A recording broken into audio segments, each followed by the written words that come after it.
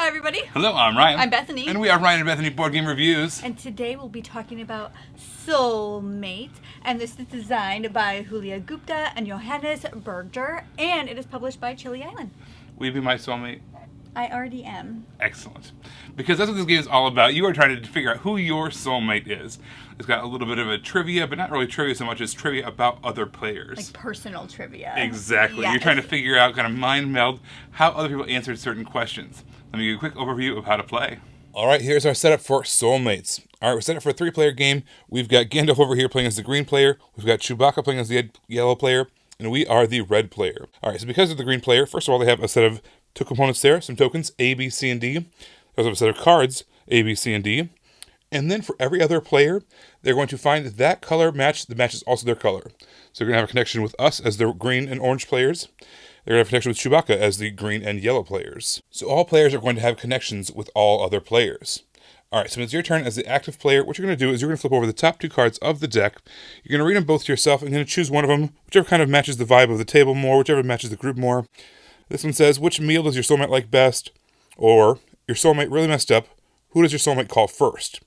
I think this one's a little bit more fun, a little more lighthearted. So we're going to say, which meal does your soulmate like best? You're going to read this out loud. Breakfast, lunch, dinner, or midnight snack. And then everyone at the table is going to kind of self-evaluate, trying to figure out how they would answer that for themselves. So for instance, if our answer is midnight snack, we're going to go through, we're going to find D, we're going to put that face down in front of us. Every player is going to do the same thing. So let's say Chewbacca chose whatever that was, Gandalf chose this one. And now we're going to go around and we're going to try to guess how everyone else answered the question. So Chewbacca's going to grab his cards over here. He's going to choose which one he thinks was us. He thinks we chose C. So he's going to put that card out though over here. All right, so then same thing. Gandalf's going to choose his card.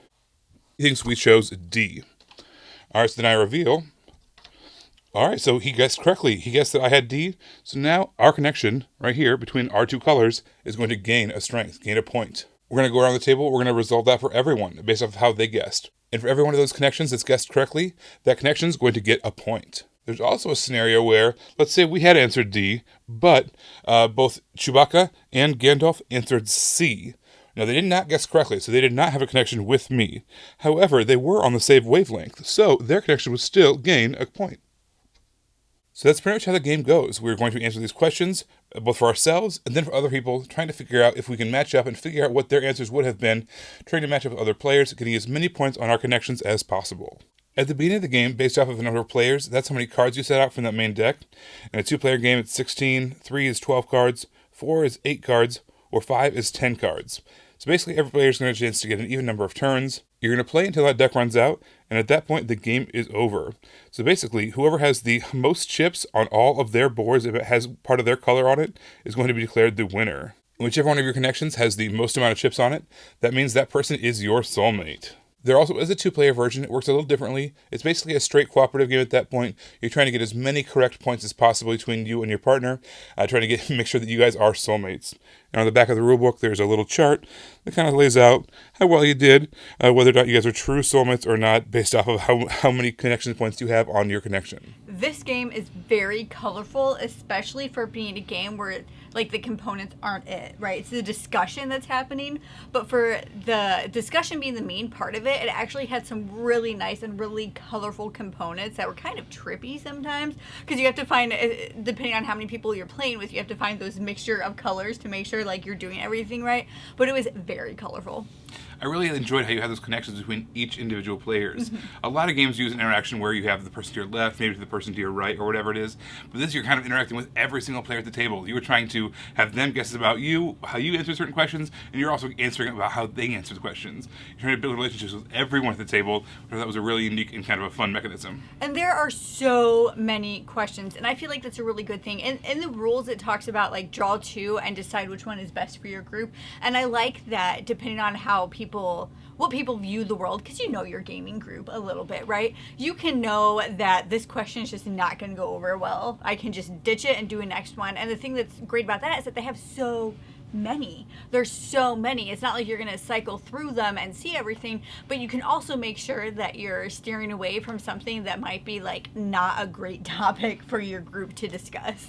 Well, even like, from time to day, as an opener, maybe you choose different kinds of questions you do as a closer for the evening, right? Yeah. Based on how much interaction, how much level of discussion you want to have and what people you're around. So I thought that was a lot of fun. This game was very, very quick, right? It felt like everyone was engaged the entire time. So in the game, it says on the box 30 minutes, and that feels about right depending on the number of players, but it's all simultaneous, so it doesn't matter how long you're playing because you're always engaged throughout the entire game.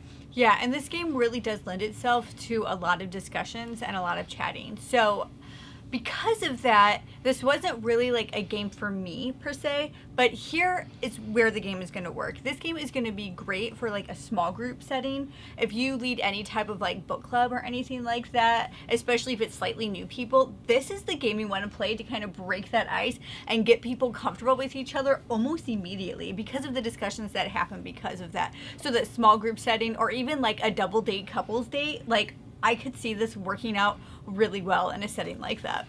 I think it's very funny that in the rulebook it talks about after you reveal all of your answers, you take some time to actually discuss them all too. Yes, yeah. Right? So like, wait, I thought you liked that one band. Why didn't you answer this one? Yeah. Well, it's because of this thing that you didn't know about or whatever. So it brings out the discussions. I agree. This is not a game that I'm bringing it out with the normal game group. Yeah. But at the same time, I think it has some value to be added to those to breaking the ice, and as well as just kind of like those couple games, old game shows from the 70s and 80s, where it's like, how well do you know your couple? Yeah. And it has some of those vibes as well, which was a lot of fun. Everybody, thank you so much for watching. Don't forget to subscribe so you can see our videos as they come out. Until then, you can follow us in all of these places. You guys, thanks for watching, and we will see you next time. Bye.